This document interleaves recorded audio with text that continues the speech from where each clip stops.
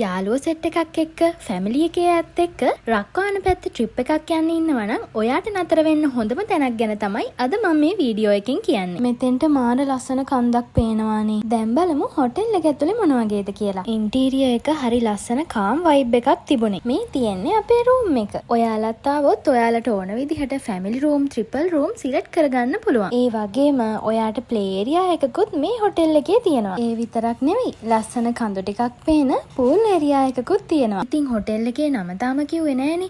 අපි මේ ආවේ රක්වානේ සැන්චුවරි රිසෝට් එකට. ඔන්න ඉතින් වැදගත්ම දේ. කෑම. මෙයාලගේ කෑම නම් හරිම රහයි. අපිට ඕනි නම් බාබකියු දාගන්නත් පුළුවන්. එතකොට මේ තියෙන්නේ ඊළඟ දවසේ අපිට හම්බුන බ්‍රෙක්ෆාස්ට් එක. ඒ වගේම මේගොල්ලෝ ගාව ඩේ අවුට් පැකේජස් උත් තියෙනවා. ඒ විතරක් නෙමෙයි මේ හොටෙල් එකේ ඉඳන් රක්වාන වංගු 10, සූරියකන්ද, උඩවලව, හඳපාන්ඇල්ල, සිංහරාජේ ඔයාට බලන්න යන්න පුළුවන්. ඒ විතරක් නෙමෙයි ඔයා බර්ඩ් වොචින් වලට ආස කෙනෙක් නම් ඒවටත් මේගොල්ලන්ගේ පැකේජස් තියෙනවා. ඔයාලත් යනවා නම් හොටෙල් එකේ contact number එක මම මෙන්ෂන් කරන්නම්. වීඩියෝ එක සේව් කරලා තියාගන්න එහෙනම්. bye.